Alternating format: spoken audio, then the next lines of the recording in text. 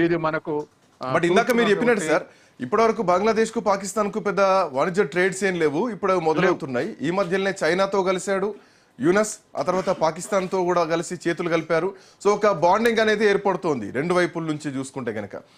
And Yunus అనేటువంటి వ్యక్తికి మాట్లాడడానికి ఏమీ లేవు, ఎందుకంటే షేక్ హసీనా ప్రభుత్వం పడిపోయిన తర్వాత జీడిపిలో కూడా చాలా తగ్గింది. భవిష్యత్తులో బంగ్లాదేశ్ ఇంకా దయనీయమైనటువంటి పరిస్థితికి వెళ్ళిపోతుంది.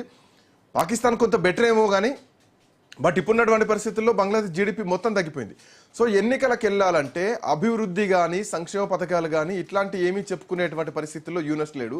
మోర్ ఓవర్ యూనస్ మోడీతో సమానమని భావిస్తున్నాడా? ఒక నోబెల్ బహుమతి తీసుకున్నటువంటి వ్యక్తి, ఒక ఎడ్యుకేటెడ్, ఎందుకు ఇట్లా ఒక కల్ప్రిట్ లాగా తయారయ్యాడు? ఎందుకు ఒక రాడికల్ వ్యవస్థను తీసుకొస్తున్నాడు? ఎందుకు అక్కడటువంటి ప్రజల మైండ్ సెట్ని మారుస్తున్నాడు?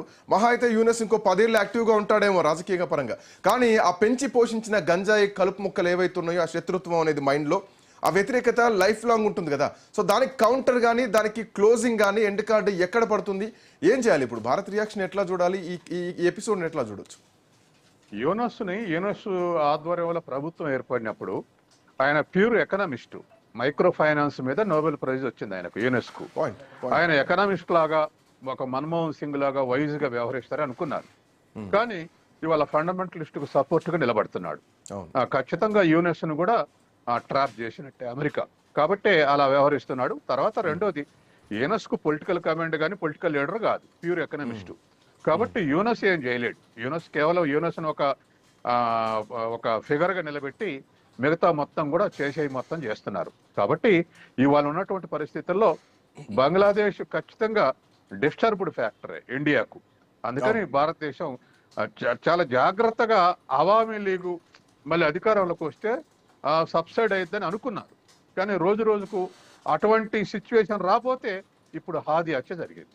అంటే ప్రశాంతంగా వచ్చింది, తర్వాత వీళ్ళు కూడా డైల్యూట్ అయ్యారు, ఈ మంచి విద్యార్థులు కానీ మిగతా వాళ్ళు డైల్యూట్ అయ్యారు.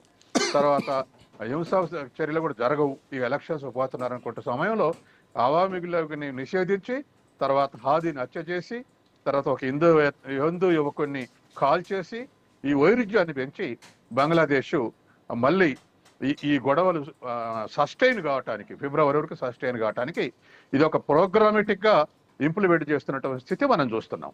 కాబట్టి ఖచ్చితంగా క్వశ్చన్ కనిపిస్తోంది.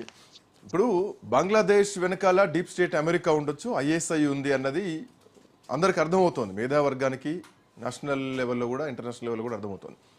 అమెరికా, భారత్ అంటే ఒక అక్కసు అమెరికాకి, ట్రేడ్ విషయంలో కానీ లేదంటే వీసాల విషయంలో కానీ ఇవన్నీ వెలగలుగుతున్నాయి. ఈవెన్ పాకిస్తాన్ విషయంలో అమెరికా చేతులు కలుపుతోందంటే బెలూచిస్తాన్లో ఉన్నటువంటి నిక్షేపాల, లేదంటే పాకిస్తాన్ ఉన్నటువంటి ఎయిర్ బేస్లకు, అంటే సీక్రెట్ ఎయిర్ బేస్లా ఒక కారణం అనుకోవచ్చు. ఎందుకు బంగ్లాదేశ్ విషయంలో అమెరికా ఎంటర్ అవుతోంది? భారత్ని టార్గెట్ చేయడానికి గల కారణాలు ఏముండొచ్చు? బంగ్లాదేశ్ ఎందుకు యూనస్ అమెరికా ట్రాప్లో పడ్డారంటే ఏం చెప్పొచ్చు? 60s నుంచి భారత్ మీద ప్రెజర్ పెంచుతూనే ఉంది. పాకిస్తాన్ చేతులు ఉంచుకున్నదే భారతదేశంలో ప్రెజర్ పెంచడానికి. తర్వాత ఇటు పాకిస్తాన్ కూడా 4 దేశాల బోర్డర్లు ఉంది. వెస్ట్ లో ఇరాను, తర్వాత ఉత్తరంలో రష్యా, చైనా, ఈస్ట్ లో ఇండియా. కాబట్టి మొత్తం ఏషియన్ పవర్ అంతా ఈ 4 దేశాల చేతుల్లోనే ఉంది. కాబట్టి ఈ 4 దేశాలను కంట్రోల్ చేయాలంటే పాకిస్తాన్ తమ చేతిలో ఉండాలి.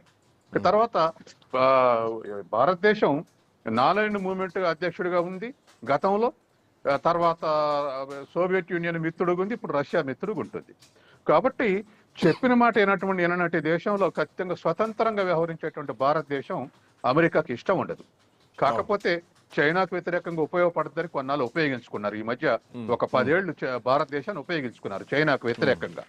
కానీ ఇవాళ ఉన్నటువంటి పరిస్థితుల్లో భారతదేశం నెమ్మదిగా రియలైజ్ అవుతా ఉంది. కాబట్టి ఇవాళ ఉన్నటువంటి ఈ భారతదేశం మీద ఖచ్చితంగా అక్కడ అమెరికాలో కూడా పార్లమెంట్ లో డిబేట్ జరుగుతుంది. ఇప్పుడు ఈ రిపబ్లికన్ ట్రంప్ భారతదేశాన్ని ఒత్తిడి గురి చేస్తే, డెమోక్రాట్స్ మాత్రం ఇది కరెక్ట్ కాదు, భారతదేశాన్ని వదులుకోవడం, దీని మీద ఒత్తిడి పెంచడం మనకు ఫ్రెండ్లీగా ఉన్నది గత 10 ఏళ్ల నుంచి అని చెప్పేసి వాళ్ళు మొన్న 3 పార్లమెంట్ సభ్యులు కూడా అమెరికన్ కాంగ్రెస్ లో లేవనెత్తారు. కాబట్టి ఏదేమైనా ఇవాళ ట్రంప్ అయినా బిడెనా మారిన అంతర్జాతీయ వ్యవహారాల్లో కొంతమంది అగ్రెసివ్గా ఉంటారు, కొంతమంది మోడరేట్ గా వ్యవహరిస్తారు. కాబట్టి అదే తేడా తప్ప వాళ్ళ పర్సెప్షన్ మాత్రం మారదు. కాబట్టి భారతదేశ వ్యతిరేక దృక్పథంతో నడుస్తుంది. బంగ్లాదేశ్ ఎట్లనే ప్రోత్సహిస్తారు, బంగ్లాదేశ్ వర్గాలను కూడా ప్రోత్సహిస్తారు, అక్కడ ప్రశాంతత ఉండనివ్వరు.